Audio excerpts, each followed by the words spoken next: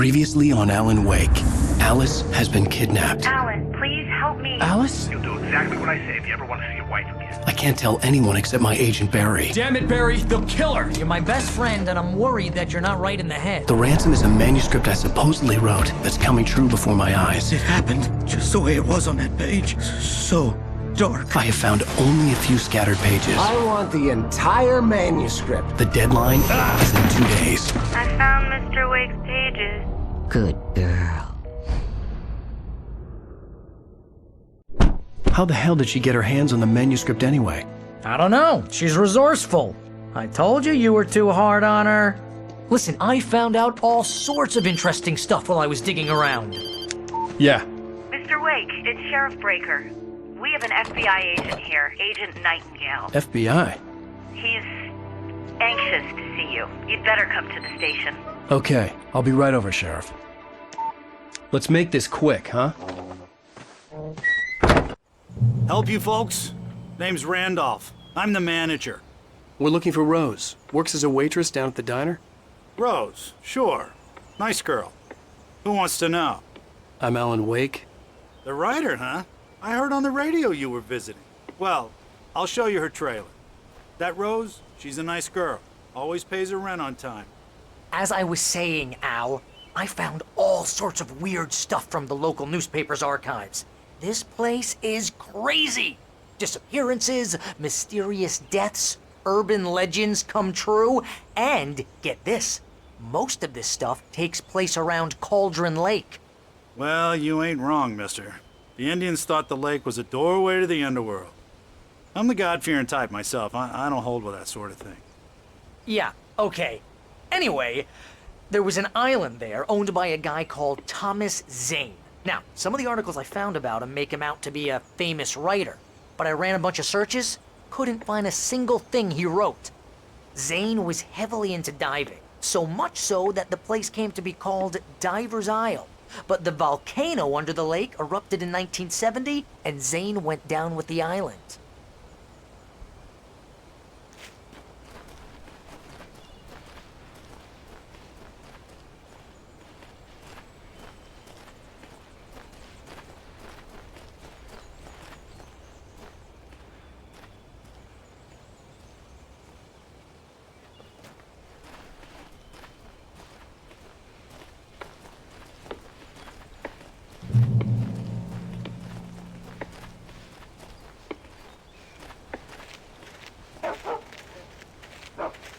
Yeah, how about that? It was there in the morning, as if it had fallen from the sky. But it would take a tornado to lift something like that. We're damn lucky it didn't crush any of the trailers.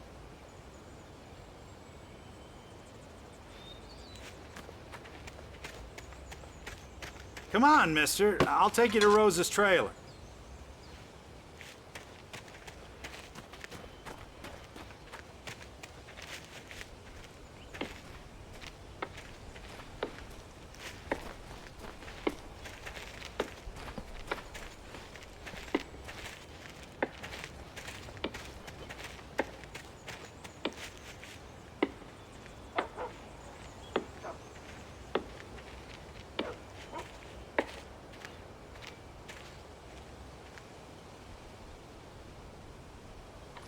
Gets better.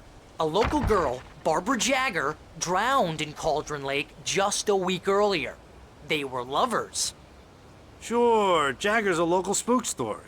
The Scratching Hag comes for you in the dark. Childish stuff like that. Anyway, Al, I'm just getting to the best part. All of the articles about this stuff were written by Cynthia Weaver.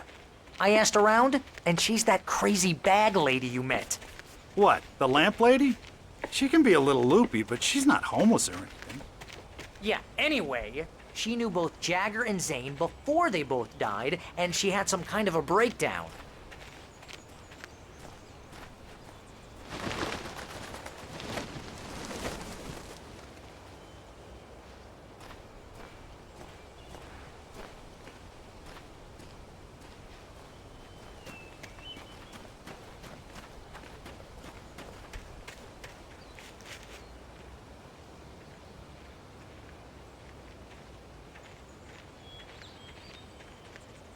Well, mister, This here's Rose's trailer.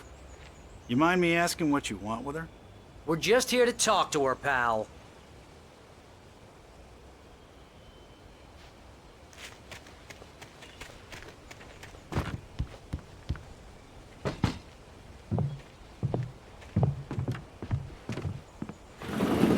Welcome to... Oh dear, Mr. Wake. I'm so glad you're here. Rose, you have my manuscript? Oh. Oh yes. Yes. Please, come in. Hey, this is really good! Rose, Yes, my manuscript. I really need it. I understand. I know what you need. A muse to inspire you. Oh, for Barry? She doesn't have anything. Yeah, hey, Al? Al, what's... Oh... Barry! What? What?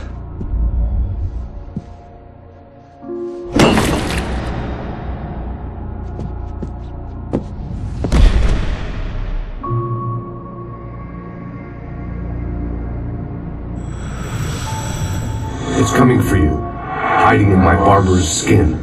I'm too weak to stop it. You must turn the lights on. I promised I'd come visit you and your lovely wife. You must finish what you started. I insist. You must turn the lights on. Turn the light on. Back to work, boy.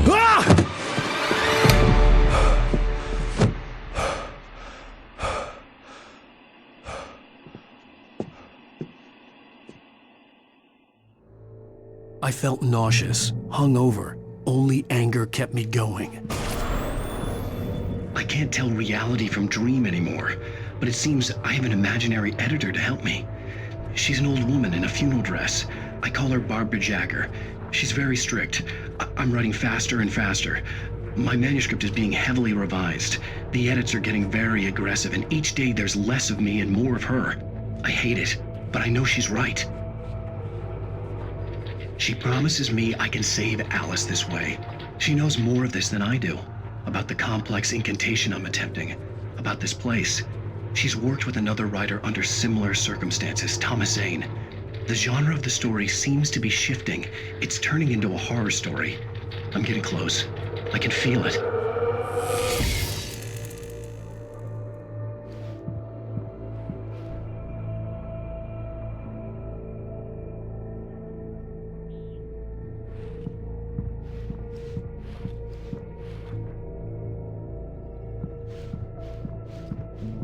Rose took a day from me. I had less than 12 hours left to meet the kidnapper. All I could do was get Barry into the car, work something out once I got on the road. Barry was out of it. He was way too heavy to carry. You're right. I deserve more money. I'm so handsome. Welcome to the Oh Dear Diner. What can I get you today? Coffee? I couldn't work up much hate for Rose. Something had used her to get to me and left its mark. First refill is free. Milk and sugar on the counter there. Would you like to hear today's specials? Thank you. A nice day. Come back soon. My gun and flashlight were gone. I'd have to find a way to get Barry into the car as quickly as possible. There was no time to waste.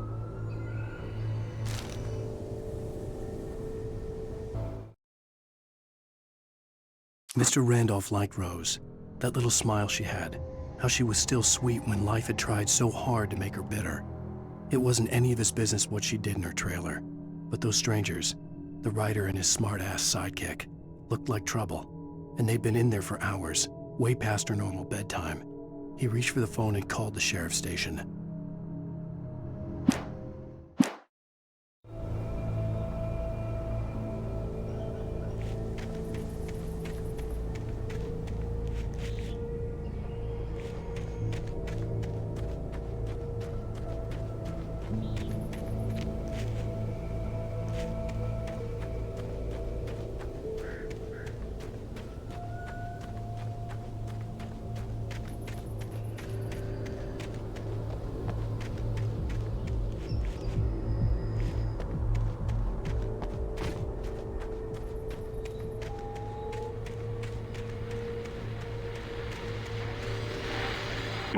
I just stepped outside to catch a breath of fresh air. Let me tell you, the weather's getting heavy.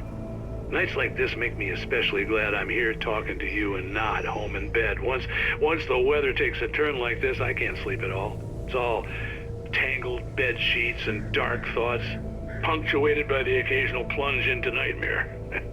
Is it just me? Well, perhaps it is. But I hope I can make the night a little bit easier to get through. Caller, you're on KBF FM. Hey, Pat, it's Walt Snyder. What's on your mind, Walt? Well, I am the way you are, but, well, I can't sleep either, you know? I just been staring out the window here, trying to make sense of it all, but, I ain't been drinking either, you know? I just... Well, you sound like a man with a problem, Walt. I had argument with Danny, and, then I got in trouble with the law, and, I'm just, well... I heard something like that, Walt. Yeah, well, he's, Danny's my best friend, and, they let me out on bail today, and now I'm just alone here at the window, waiting.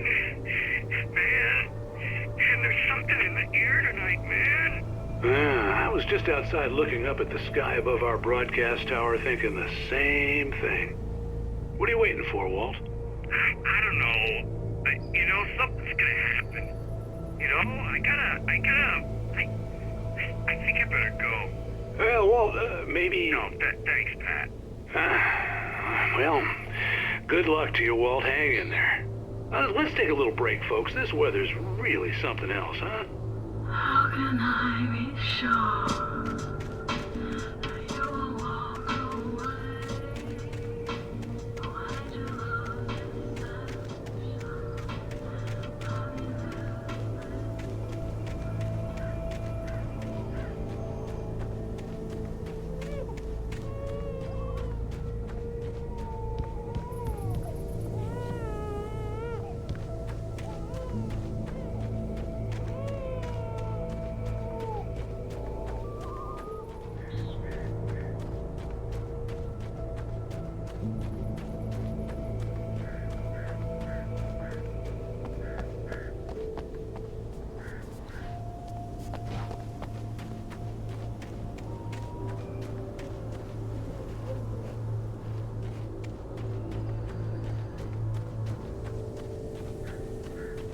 Oh, you're gonna get it now.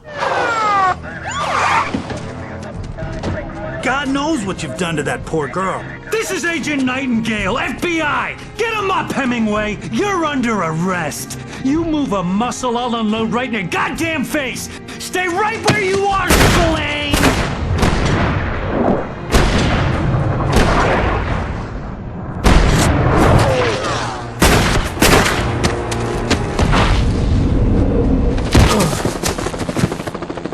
What are?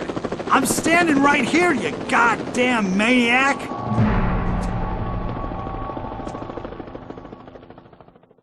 I hated to leave Barry behind, but there was no way I'd miss my appointment with the kidnapper. Give it up, Mr. Wake! Come on! Don't let him get away! Move it! I'll have your shot if you let him get away!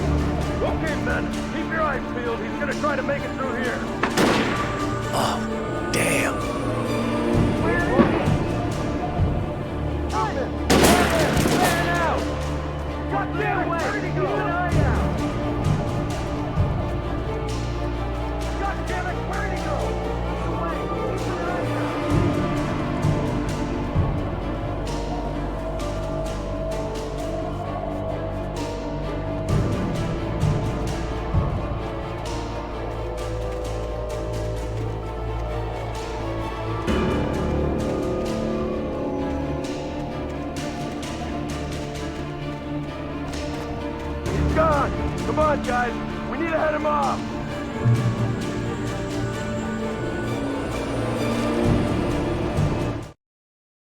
For decades, the darkness that wore Barbara Jagger's skin slept fitfully in the dark place that was its home and prison. It was hungry and in pain. It dreamed of its nights of glory when the poet's writing had called it from the depths and given it a brief, terrible taste of power and freedom. The rock stars had stirred it from the deep sleep the poet had sunk it back to in the end. When it sensed the writer on the ferry, it opened its eyes.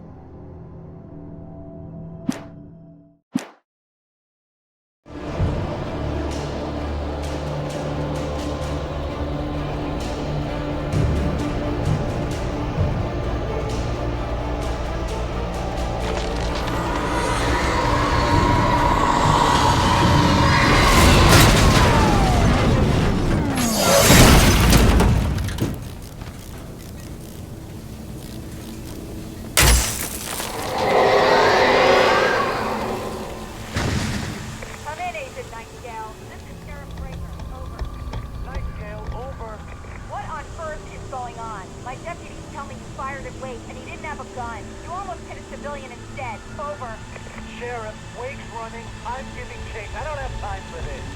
Well, make the time. You can't just go shooting at people in my town. Over. I'm a federal agent pursuing a fugitive. You want to discuss my methods, Sheriff? Make an appointment. Over. You stay right where you are, Agent Nightingale. I'm on my way. Out.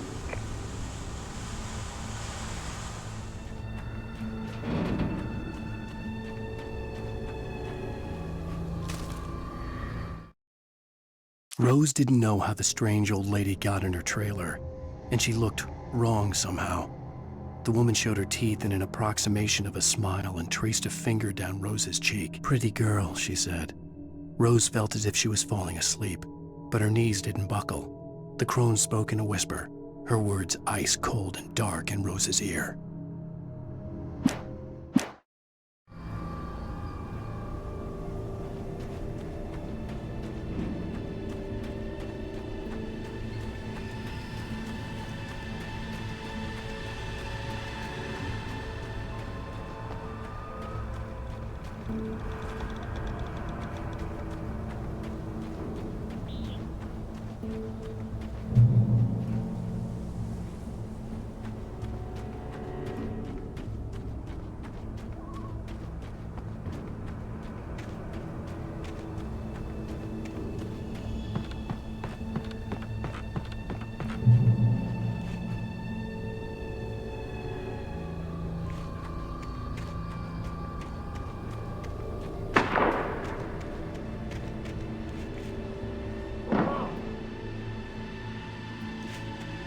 Search the area.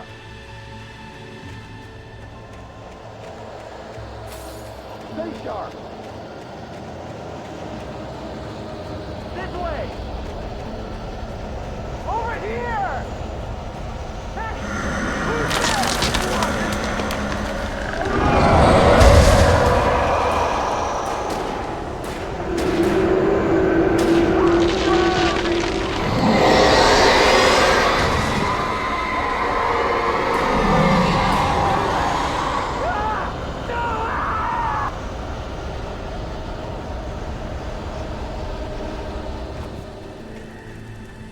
This horror was everywhere I went, circling me. The cops didn't stand a chance. They were after a writer, not a monster.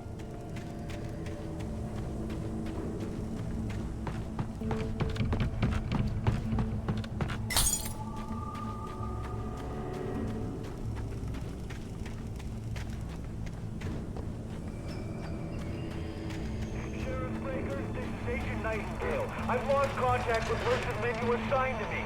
It's Wake's doing. Wait, are you seriously telling me that geek writer just took out my deputies? Are you kidding?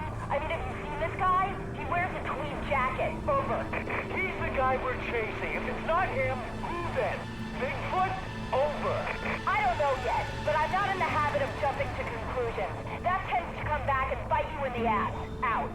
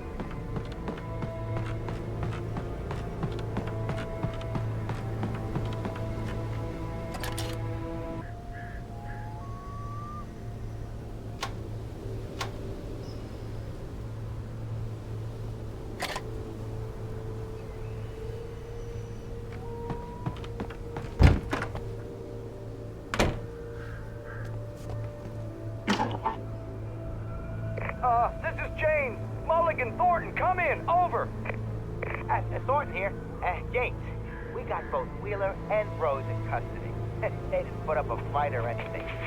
Why, they were... Hey, Mulligan, what you...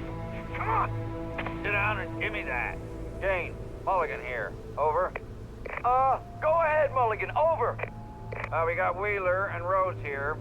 Wheeler's drunk or hopped up on something. Speaking of which, that Fed had a pretty distinctive whiff of Otis Scotch about him, if you know what I mean. Over. I don't have anything on that, Deputy Mulligan. Over. Well, whatever. Anyway, Rose is just being plain weird here. You better get Doc in to take a look at both. Over. Gotcha. You better get them here quickly. The, Fed's gonna want to interview Wheeler. Over. Oh, yeah, I bet he does. Looks like they have a lot in common. Mulligan out.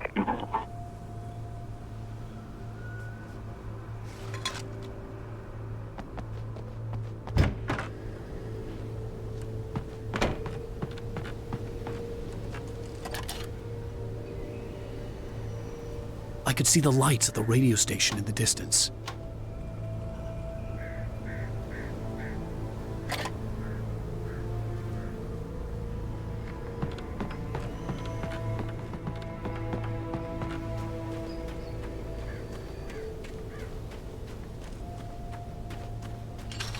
I imagined that the broadcast tower in the distance was part of the local radio station. Maine seemed like a decent guy. Perhaps he could give me directions to the coal mine.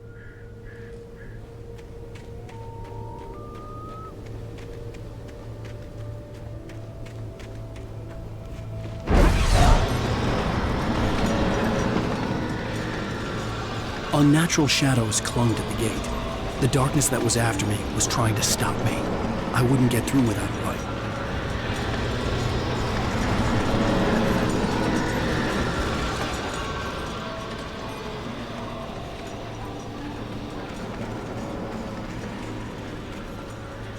There was no power to the searchlight.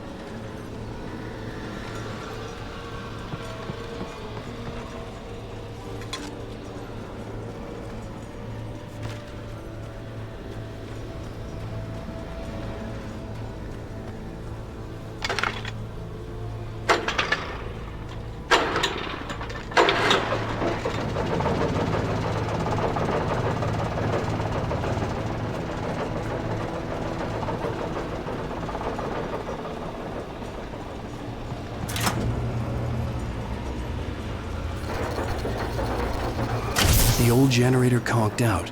I'd have to see if I could fix it and try again.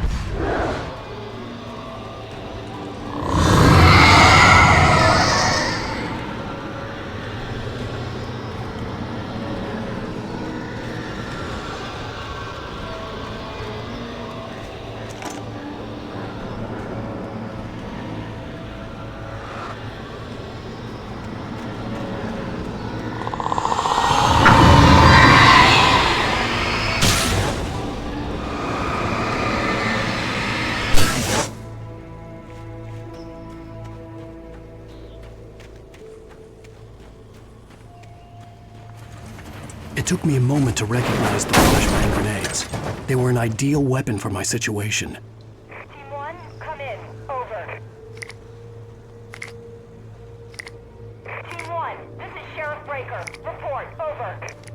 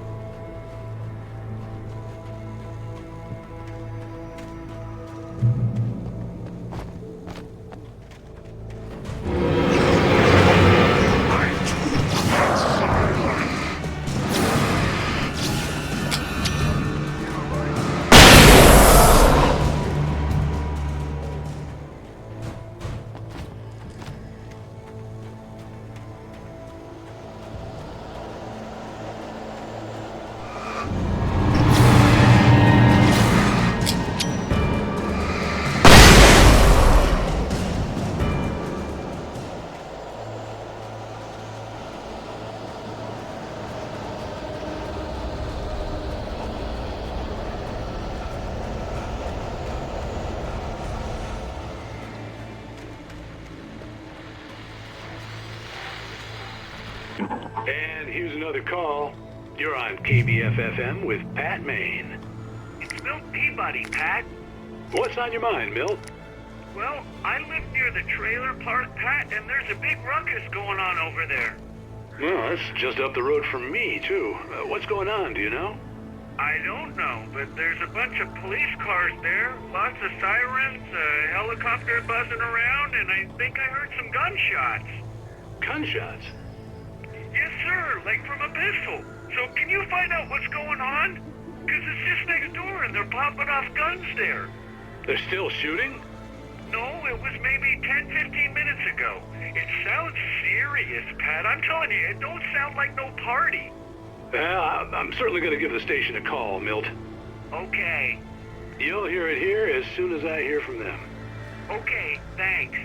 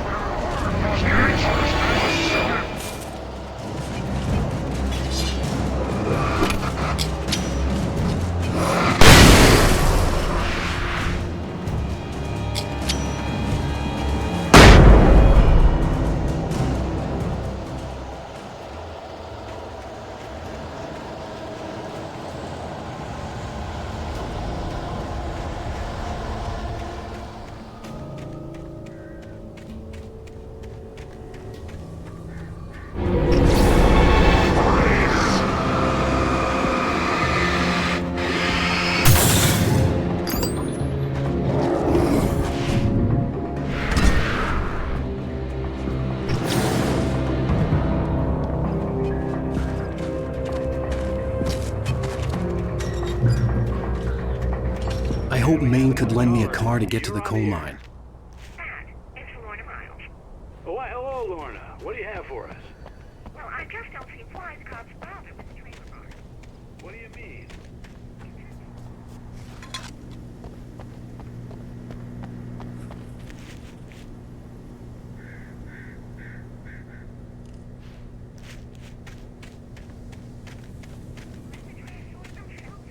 I'm sorry, but my granddaddy settled in Bright Falls in 1911.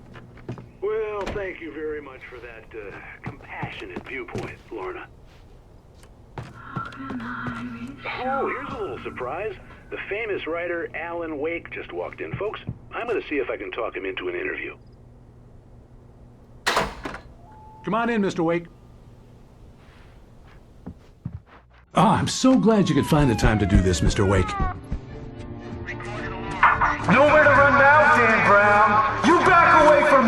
Don't hurt it! Whoa. Everyone calm down. Put the gun down. We're all friends here, right? Cool your jets, Nightingale. We got him. Judas Priest! What the hell's the matter with you? There's a civilian in there.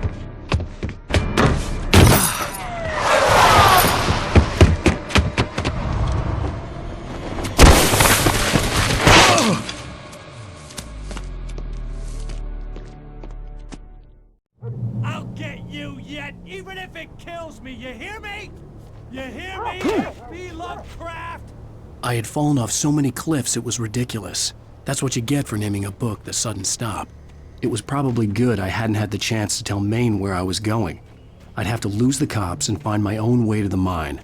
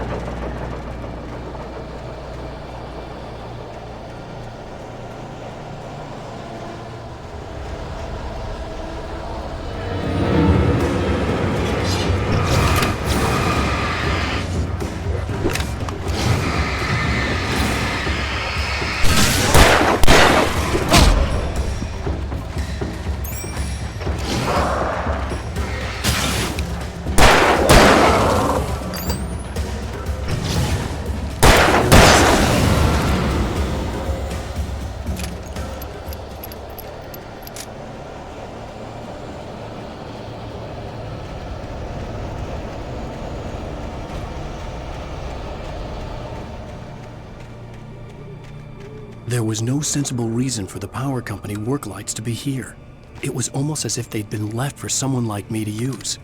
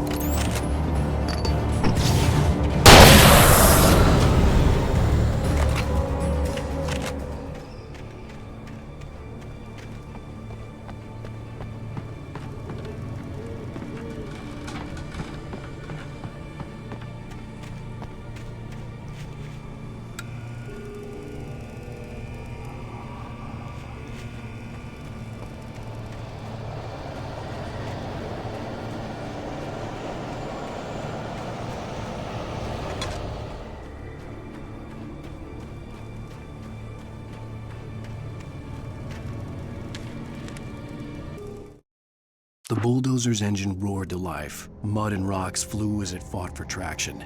It crashed through the concrete wall and landed heavily in the yard.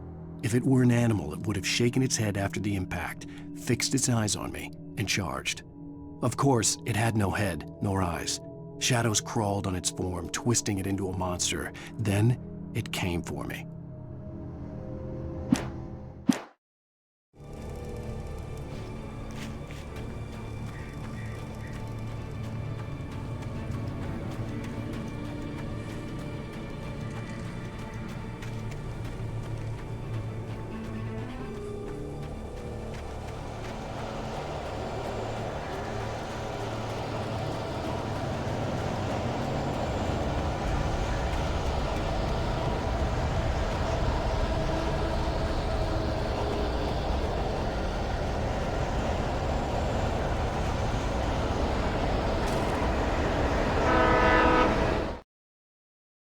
Sarah trusted her gut, and her gut said Agent Nightingale was an asshole.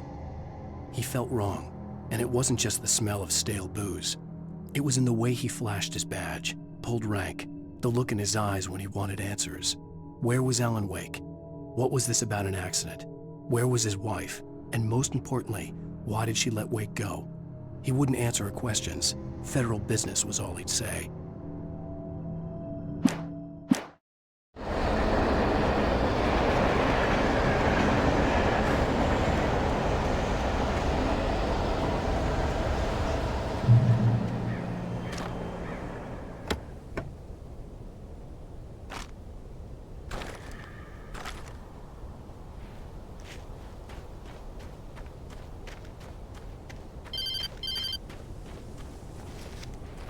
Hello? The most stubborn man I've ever met. Alice? Alice? Alan. I'm so afraid. It keeps me in the dark. Please help me. I look at you, Alan, and it's not you. Something else. Looking out from behind your eyes. Alice, I'm here. I'm so alone here. It's all gonna go to hell. You need to be careful. Cooperate. The connection had been terrible, but that wasn't the only thing that hadn't been right with the call. She sounded wrong somehow, but she had called me.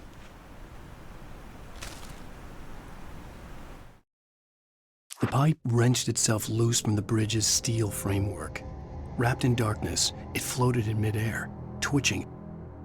For a moment, I didn't understand what I was looking at. The heavy object lurched at me with impossible force. I threw myself out of the way, but just barely.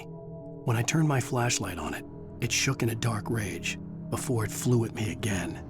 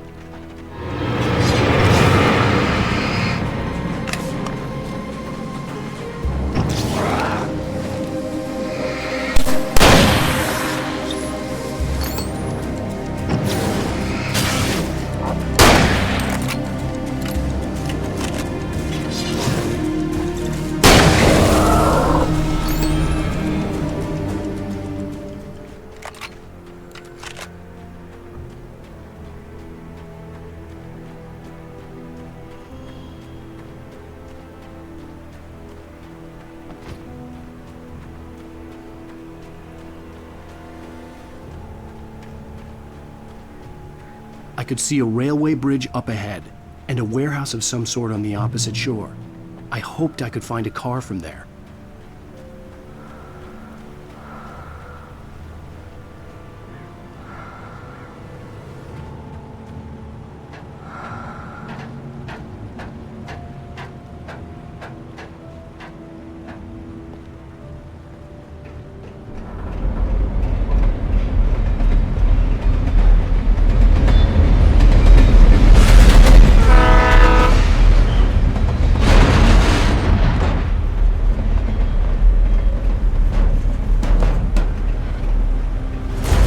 That was pursuing me was growing stronger, and it was taking over everything in its path.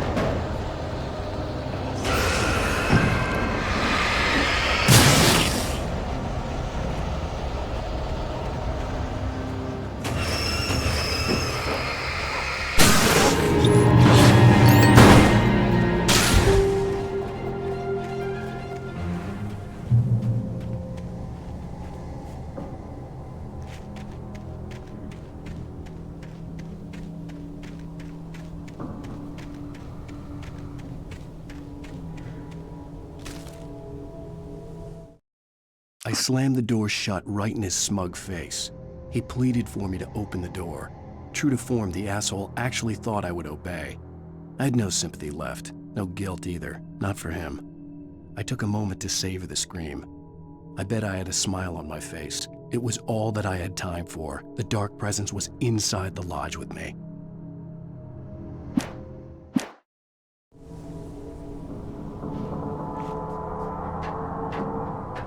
As a teenager, just starting to get interested in writing, Stephen King had been a source of inspiration to me. I thought about all the inanimate objects that had come to life in his books. No one is safe in a good horror story, certainly not the protagonist. That's what makes them fun. This was anything but. The darkness could possess anything, and it was getting closer.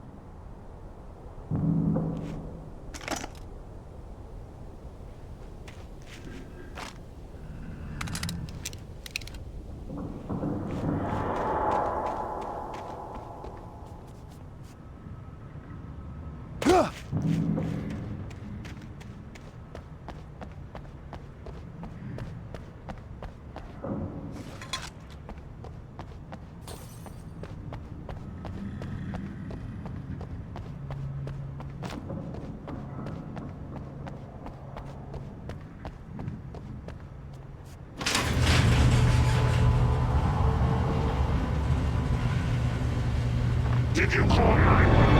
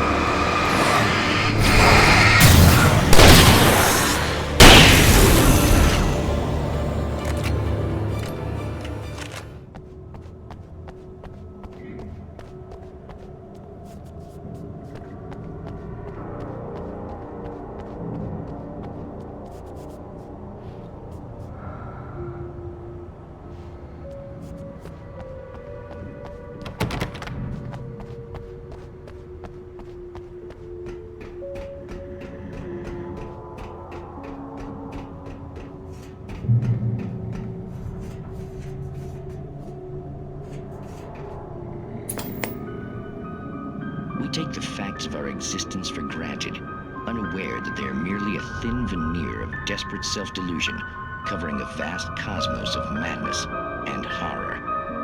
All too often, the stars are right. In Night Springs.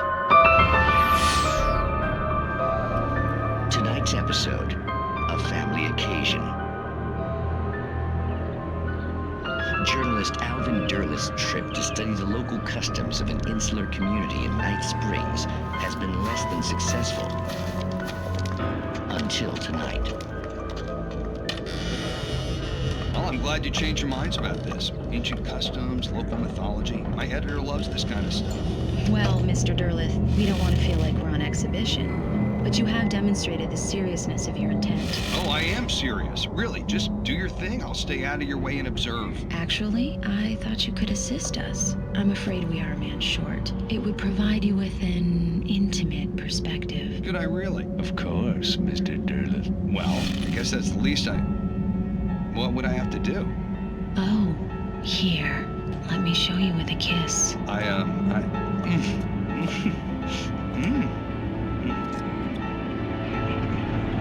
What did you...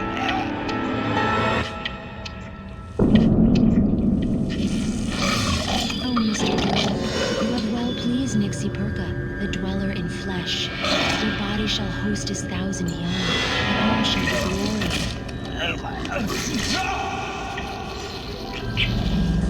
Shh, darling, be calm. Shh. Alvin Derleth learned a harsh lesson.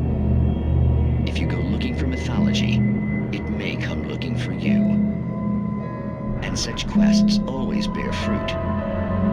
Night Springs.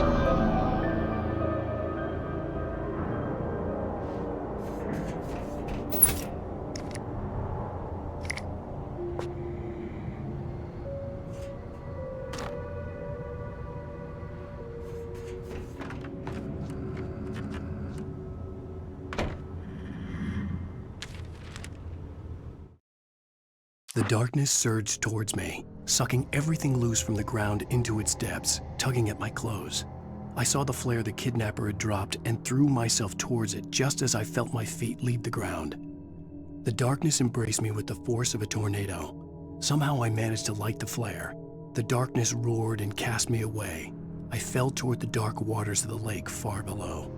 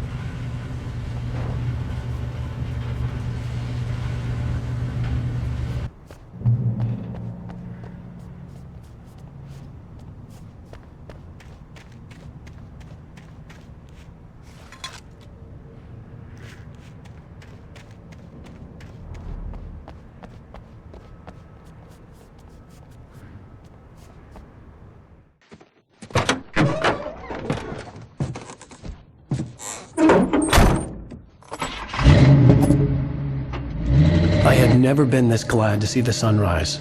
I had a couple of hours to get to the coal mine.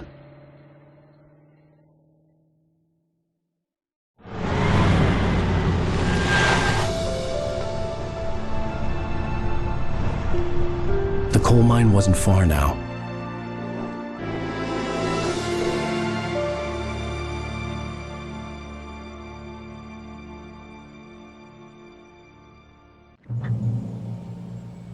Today, I would meet the kidnapper, and he would give me Alice. I wouldn't give him any other choice.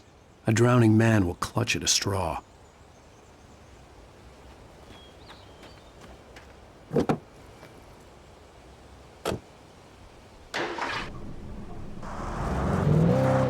Little by little, without realizing it, I'd come to believe that the story in the manuscript was coming true. The current of its narrative had taken me deeper and deeper into dark waters. Alice had been taken from me. Barry was probably in jail. I was a fugitive from the FBI. The whole world taken over by the dark presence was trying to destroy me. It all felt real, but it matched a textbook case of insanity.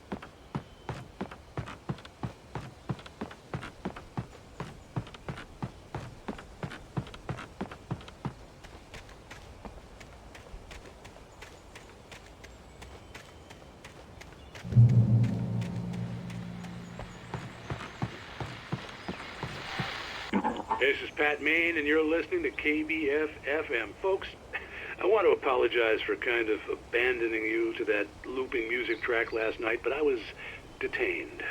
You see, I encountered a big-shot G-man with an itchy trigger finger who could use a lesson in manners and a boot in the ass, not necessarily in that order either.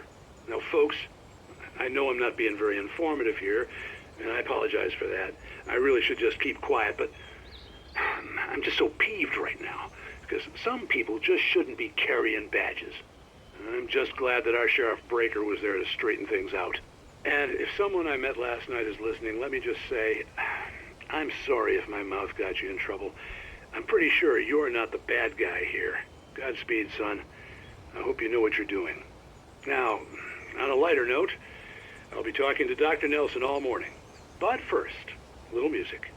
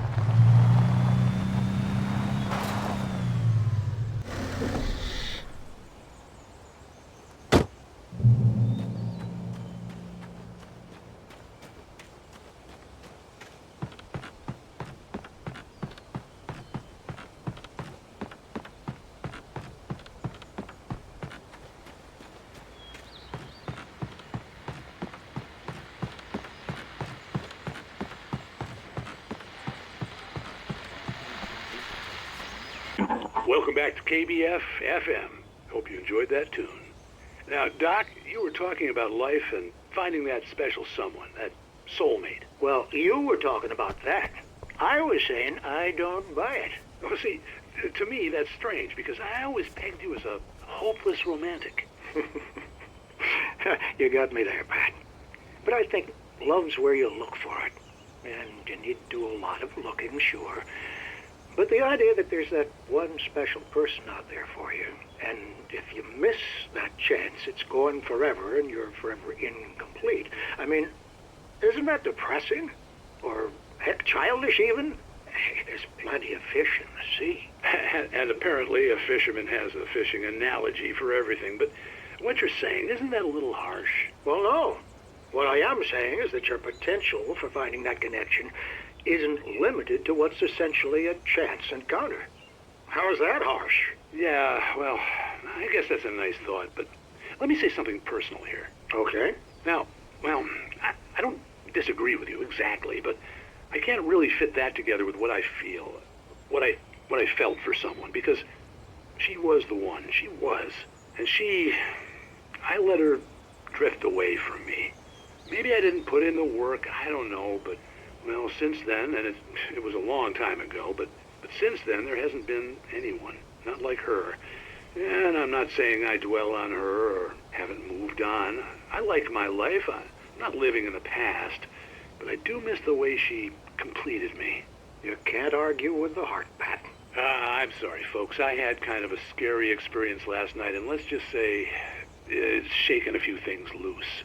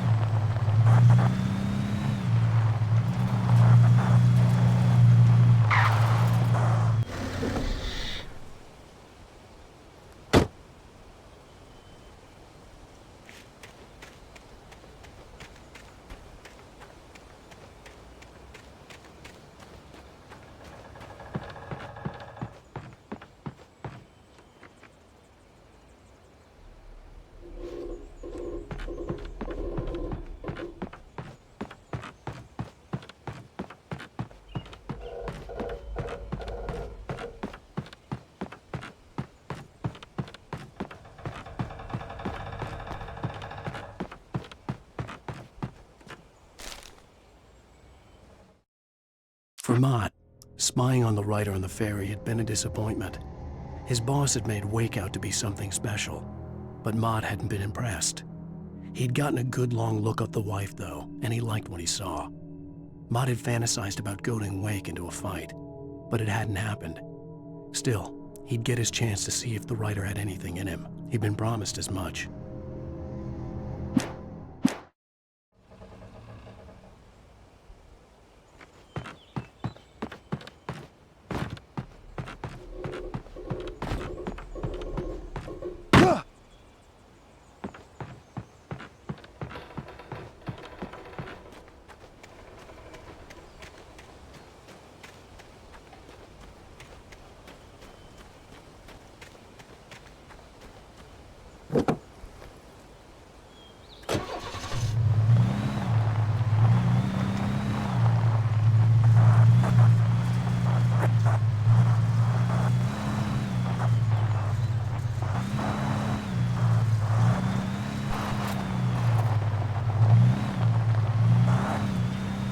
I was early.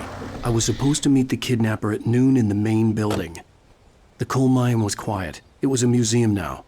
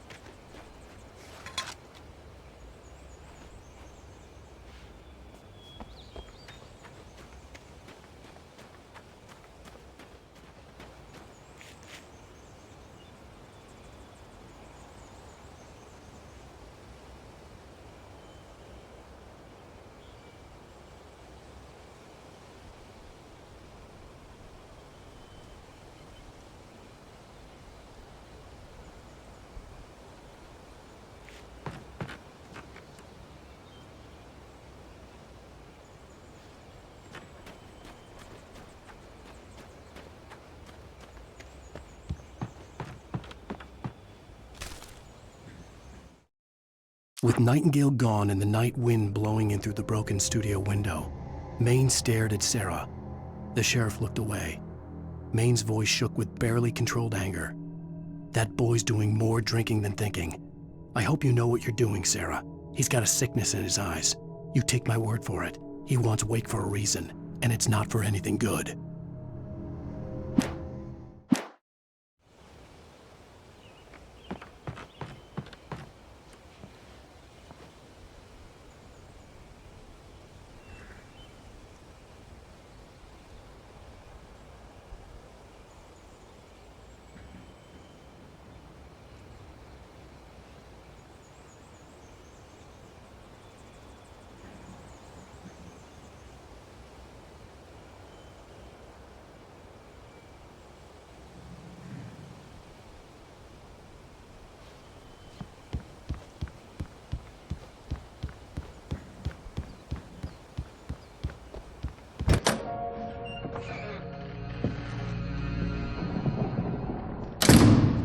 I didn't want to go outside. Cops had to be looking for me.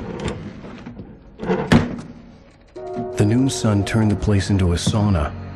The day dragged on.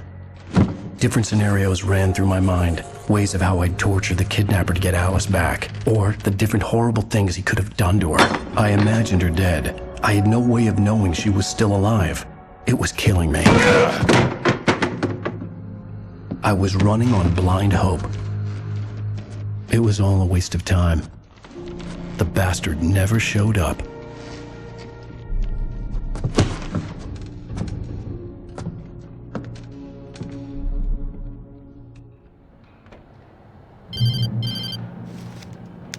Wake! Where the hell are you? Change of plans. You know where Mirror Peak is? It's a big mountain north of where you are. You follow the path from the mine, you can't miss it. There's a lookout point there. I'll be waiting. I'm through being jerked around You by want you. to see your wife alive? Because if you do, you better watch what you say to me. Do we understand each other? I want to talk to Alice. Yeah, and I want the manuscript. Don't keep me waiting, Wake. Hello? Hello! Ah! I'm gonna kill him! I had to get to Mirror Peak.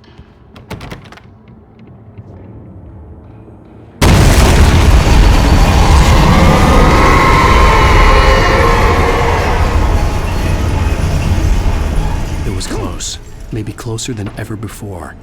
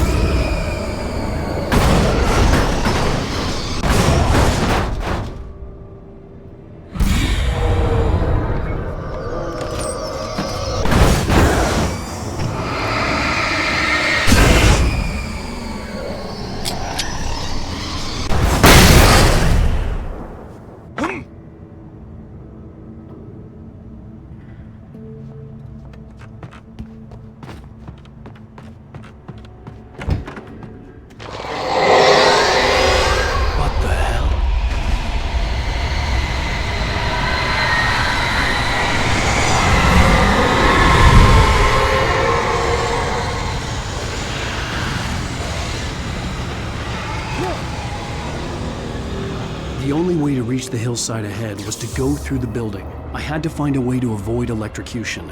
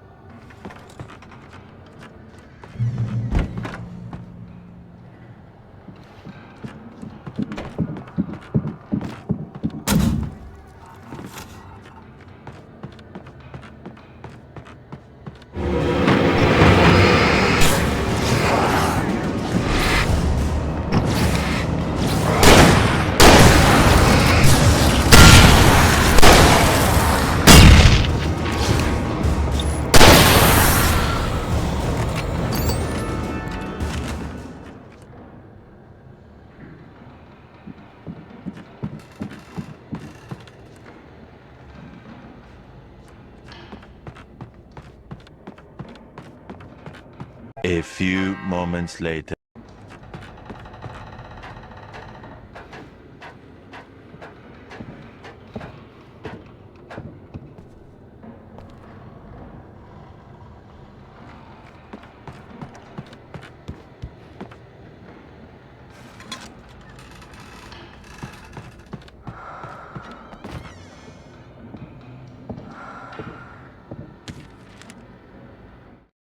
Some of the taken retained echoes of their former selves, but these were just the nerve twitches of a dead thing. Nothing remained but a shell covered and filled with darkness. In most cases, these puppets were enough for the purposes of the dark presence. But for anything more elaborate, as with the writer, it was different. It needed his mind. And so rather than taking him over completely, it merely touched him.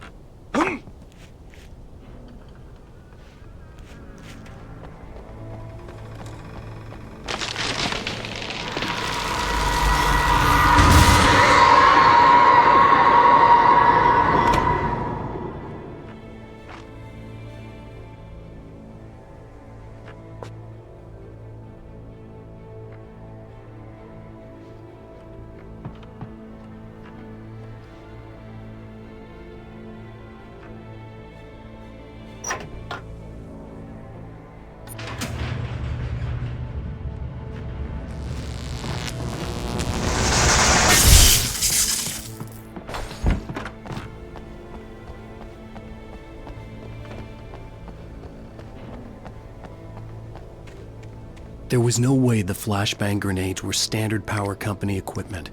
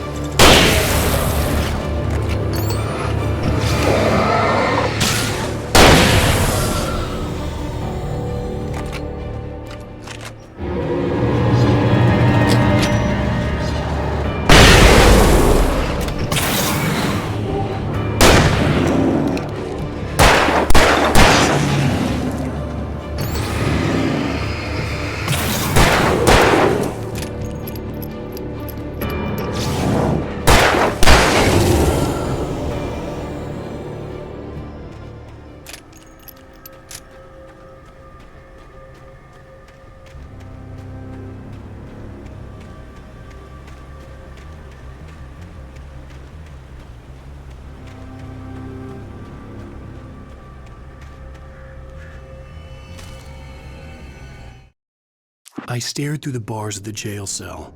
Barry stood behind me, swaying on his feet, looking as ill as I felt. Agent Nightingale stood on the other side of the bars with Sheriff Breaker. Nightingale had a stack of manuscript pages in his hand. He seemed unhinged as he gloated. "Well, I've got you now, Raymond Chandler. It's all here, all the evidence, including conspiracy to murder a federal agent."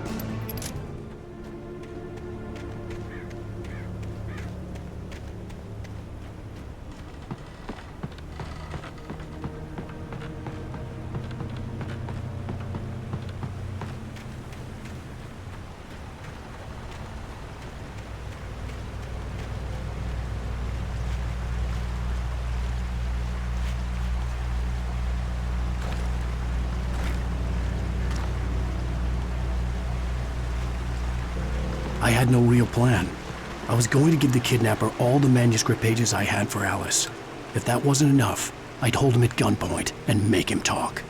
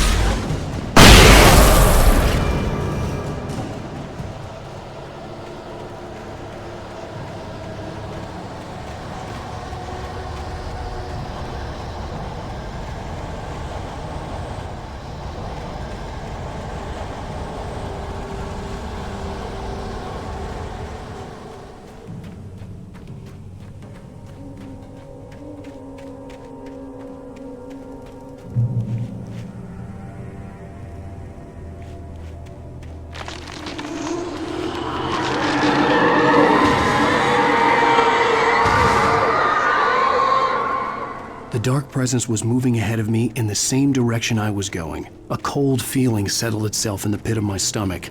Was it going for Alice?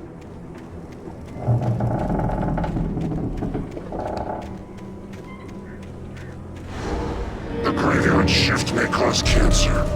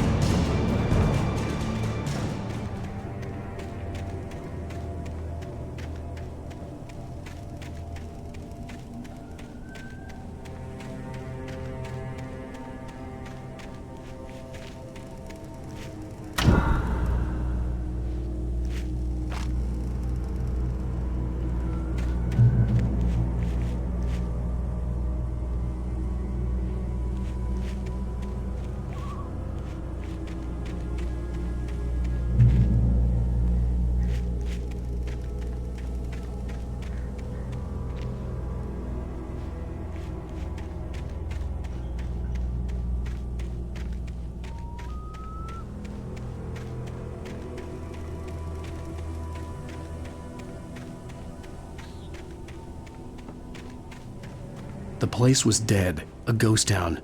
Had been for decades, maybe a century.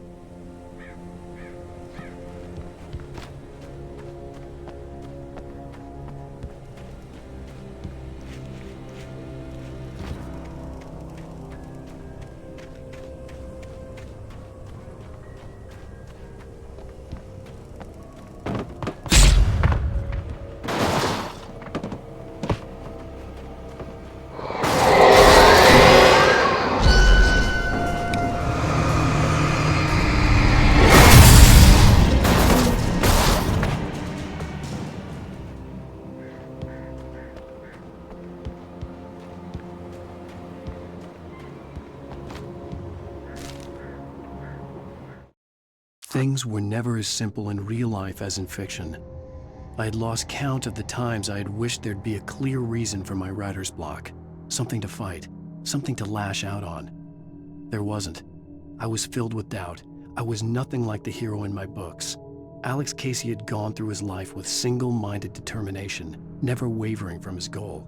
Even now, I was angry at myself, angry at Alice, angry at Barry. I was fumbling and I had no plan.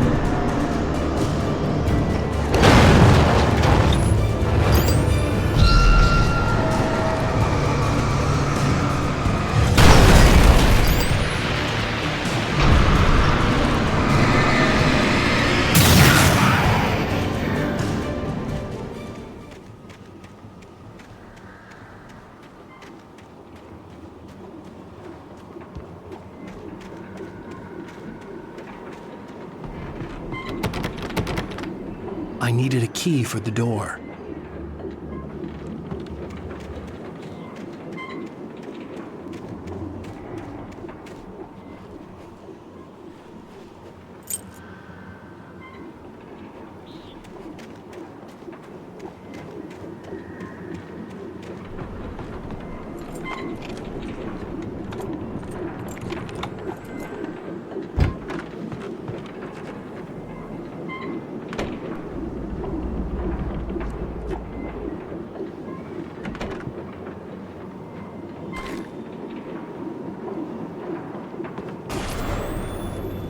Anything outside of writing is a struggle.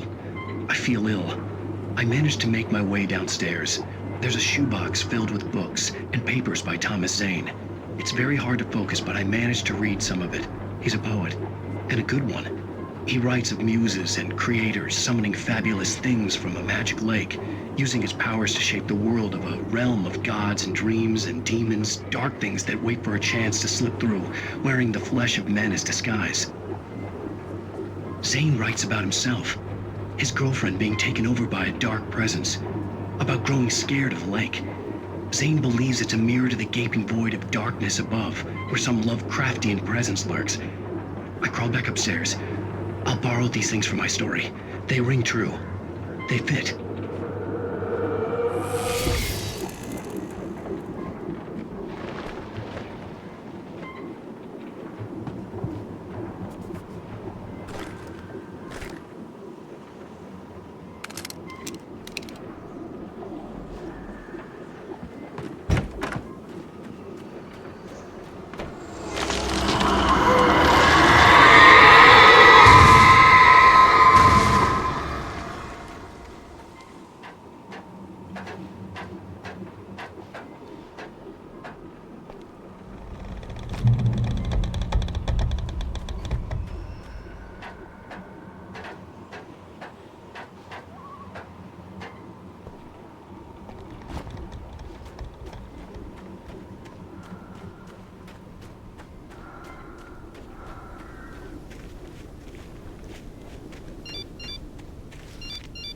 The kidnapper had sent me a text. The message was full of spelling errors and insults. It was telling me to hurry up.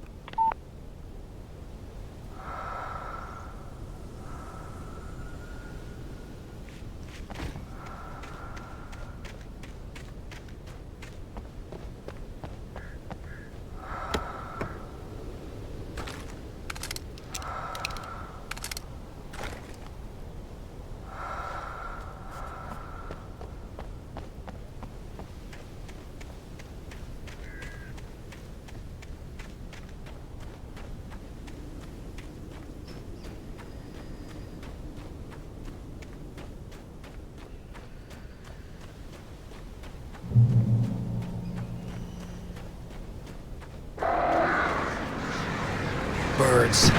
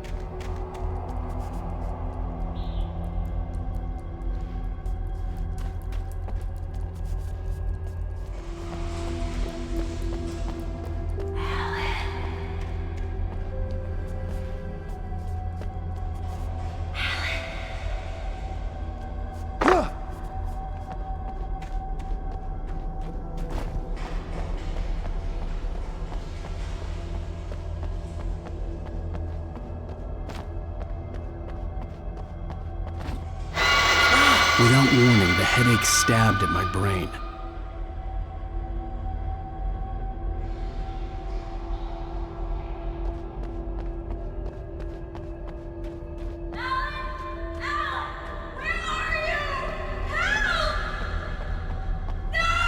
Alice? Alice?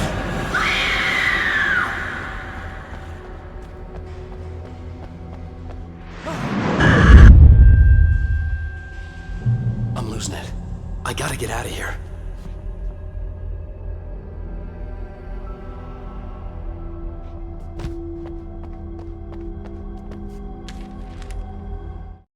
The hunters were big, thick-set men, confident and at home in the woods. They were feeling good, running on beer, ghost stories, and camaraderie late into the night. It did them no good, as they were taken by the dark presence, sucked deep into a darkness far worse than any ghost story they ever told or heard.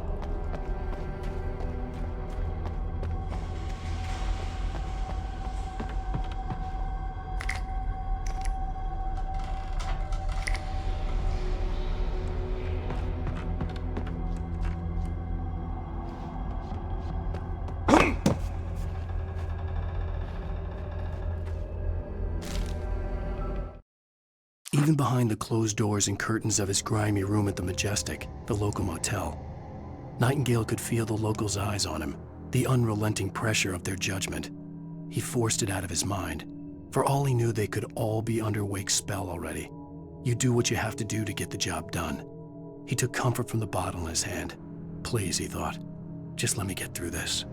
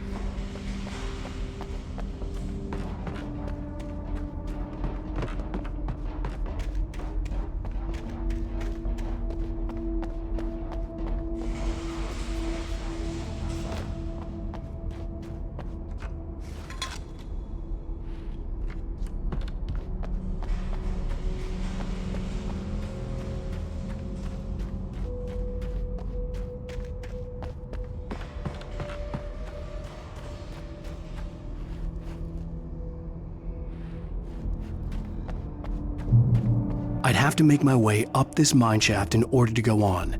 Maybe the machinery could help me with that.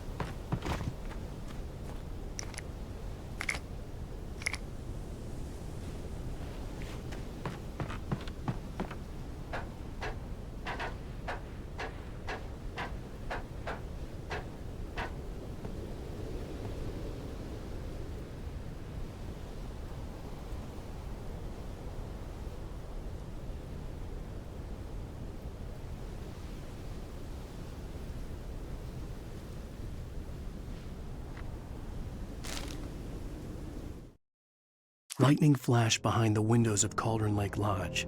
Tor Anderson laughed and held the steel hammer above his head. Nurse Sinclair was trying to calm him down without success. Tor grinned madly and shouted, "My hammer's up. Here's a friendly poke from Molnir, wench." He brought the hammer down with all his might on Sinclair's head. "We're on a comeback tour, baby."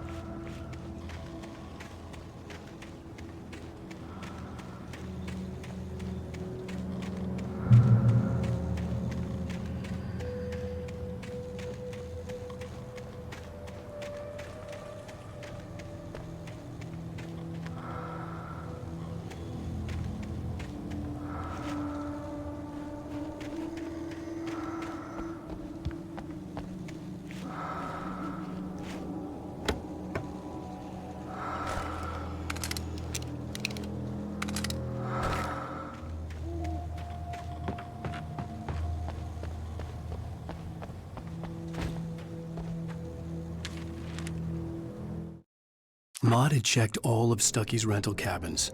There had been no sign of the Wakes. It was dark when he'd found their car parked at the end of the road by Cauldron Lake. It made no sense. They must have taken a wrong turn, but there was no sign of them, and the car had been there for hours already.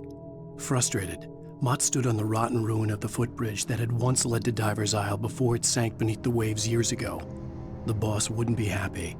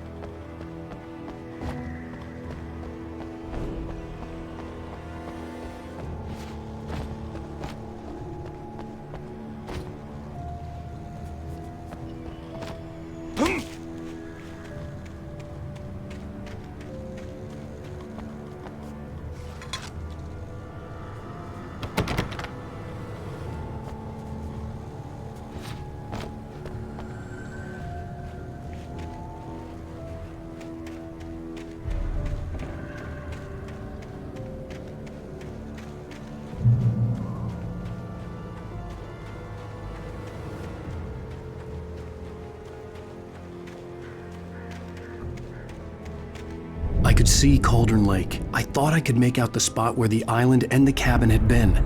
There was a light near it. It had to be a boat.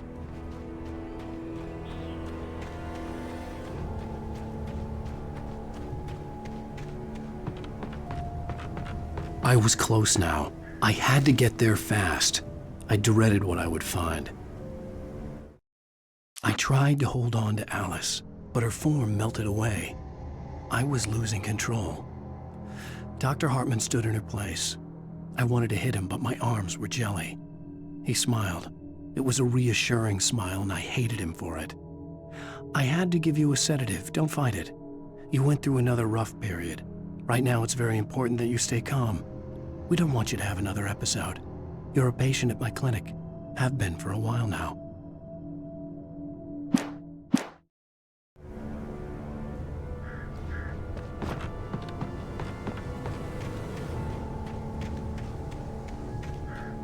Wake! That you? Wake? Hey, I'm here! I'm coming! No! Get away! Sorry. Please, it's late. The boss didn't know who he was messing with. I didn't know. I swear I didn't know. We don't have his wife. We don't know where she is. She's probably drowned.